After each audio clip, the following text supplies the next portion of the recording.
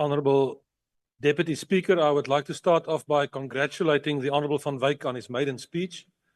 I wish you all the best in this House, and it was nice to listen to you. One remark, in this House, we are all African. There's nobody here that is not an African. You must understand that, and you must remember that, and you must know that. Since 1995, we've always had debates on Freedom Day on the 27th of April.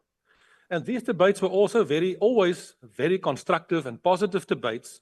We were trying to find the middle ground and look in terms of where we can take South Africa. I think any objective observer about today's debate cannot say that. This is a rather negative and a rather destructive debate, unfortunately. And I don't think we've moved closer to one another. As a matter of fact, I think we've moved way, way apart during the last couple of debates, and specifically today. If we look at the topic, united in our resilience to advance social and economic justice and to defend South Africa's democratic order and sovereignty. This could have been a slogan of the Soviet Union. It could have been a slogan in the GDR, because none of what this says is factually true. It's not. United in our resilience. Are we united? Absolutely not. Completely divided. Even parties within the government of national unity. The ANC today made an attack on the Democratic Alliance in the member statement. As if they were not. Honourable members on the platform, please mute yourselves, otherwise you will be removed.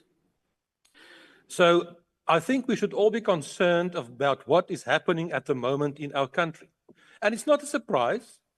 Slowly but surely, South Africa is grinding to a halt. And it was predictable right from the start that it will be about the economy.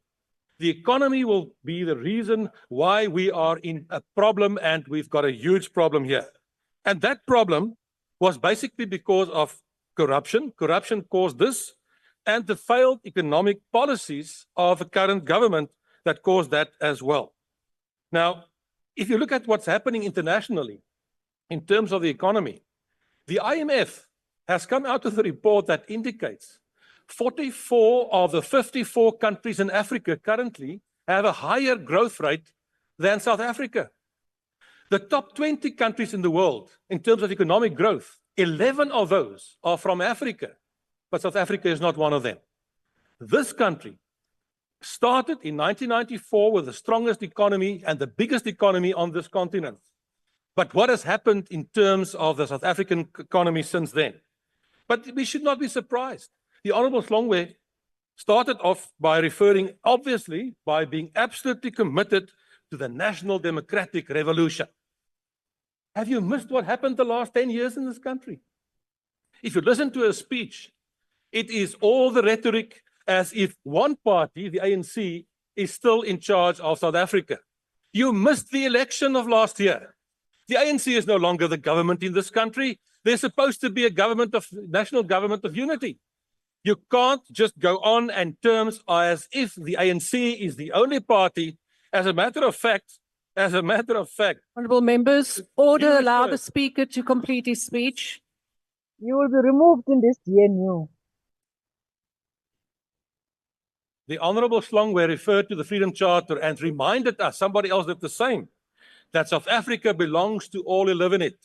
What a beautiful thing that comes from the Freedom Charter. But the Honourable Minister, earlier today, made very sure to say, don't worry, we will push the failed policies of the ANC down the throats of the white people. That's what you said. That is what you said. Now, the fact of the matter is, as long as that is the approach, South Africa is in trouble. The government of national unity is also in trouble if that is the kind of approach that is being pushed by the ANC. You are the trouble. The fact of the matter is, Freedom Day and this debate should be a constructive, positive debate about taking our country forward. Today, it was not. The best speech was by the Honourable member, your time has expired. Was very realistic in terms of what he said. Thank you, ma'am.